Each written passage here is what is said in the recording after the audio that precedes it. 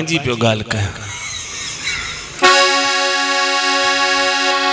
मूं जहिड़ा ॿ हॾनि सुका हुआ जिन खां कुझु ई कोन पुॼंदो हो, पिया आहिनि त पिया आहिनि बहिराणे वांगुरु। अहिनी हॾनि सुका त कुझु कंदा त कोन। माइट बि उन्हनि खे केसि ताईं खाराईंदा। जवान बि थी विया तॾहिं बि कुझु न कनि। पोइ नेठि माइटनि बि धिके कढियो, न भागाओ तव्हां वञो, तव्हां कंहिं बि कतब जा कोन आहियो। निकिता वीचारा सॼो ॾींहुं बुख ते कढियऊं। भले हॾनि सुकानि, खाधो त खपे। हाणे छा कयूं, किथे वञूं, केरु असांखे खाधो खाराईंदो। चऊं बसि कंहिं दरबार तां वञी का वसायूं। दरबार में हूअं ई कुझु लोढ़ण जो कोन हूंदो आहे। माण्हू भुगतियूं बि ॾेई वेंदा आहिनि, भुगतियूं पिया खाईंदासीं, भॼन भाव बि पिया ॿुधंदासीं, टाइम बि सुठो पास थी वेंदो। छो जो तॾहिं टीवियूं ॿीवियूं त हूंदियूं कोन हुयूं। तो हमरा सिधा अची करे ॿई ॼणा हिकिड़े दरबार में पहुता। शिष्य ठहो था त भले ठहो, उन लाइ इनकार कोन्हे, पर पुट चेले ठहण में वॾा कम रखियल आहिनि। चई कम बि करणा पवंदा आहिनि छा? चई ॿियो ईअं फोकट में चेला ठही वेंदा छा?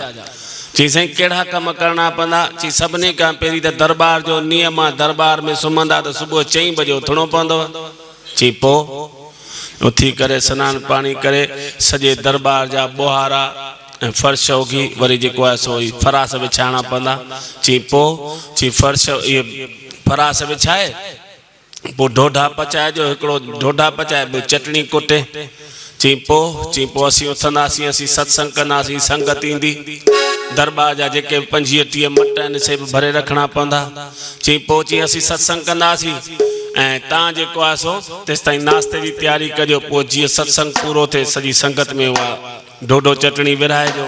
चई पोइ छा खणी जेको आहे सो 2 थेलियूं वञी जेको आहे सो सॼे ॻोठ मां बिख्या करे अचिजो। चई पोइ नई साईं अची रोटी कजो। चई पोइ रोटी असांखे खाराइजो। चई पोइ असीं सुम्हंदासीं, असांखे ज़ोर ॾिजो।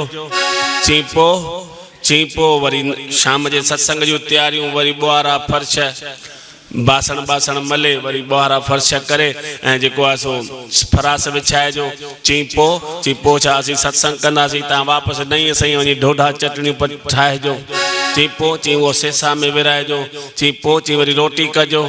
चई पोइ असांखे रोटी खाराइजो, महिमान आयल हुजनि दरबार में उन्हनि खे बि रोटी खाराइजो।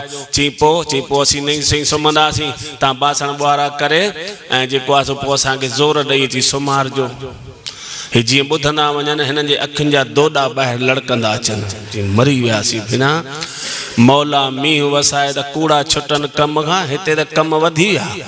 असां सोचो को दरबार में का लस्त वठबी, हे दरबार में त साईं ॾाढा कम रखियल आहिनि। उन्हनि मां हिकिड़े पुछो, चई साईं इहे त भाई दवे इहे त आहिनि चेलनि जूं ड्यूटियूं, माना चेलनि ते जेके कम रखियल आहिनि उहे? चई हा।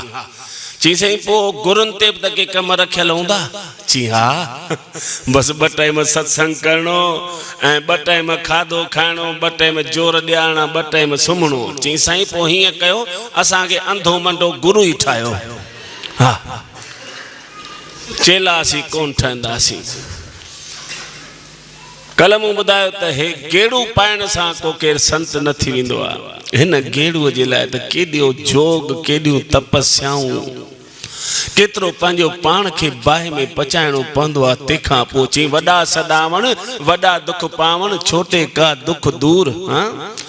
अॼु ॾिसो वट रखंदो आहे न, साईमीअ सां गॾु वट रखंदा आहियूं दुकान ते। पोइ किले जो वटु हूंदो आहे, उनखे हेठां रखंदा आहियूं। जेको 1/2 किलो आहे उनखे उनजे मथां, भई मथां न चिलजी वञे। वरी 200 ग्राम खे उनजे मथां, 100 ग्राम उनजे मथां, 50 ग्राम उनजे मथां, 10 ग्राम सभिनी खां मथां आहे हेॾी तिॾ जेॾी, पर सभिनी जा मथे। इन करे चई वॾा सॾावण, वॾा दुख पावण, छोटे का दुख दूर। जेतिरो निमिरता में मज़ो अथव, जेको निमण में मज़ो आहे सो निमाइण में मज़ो कोन्हे। जेको ॾियण में मज़ो आहे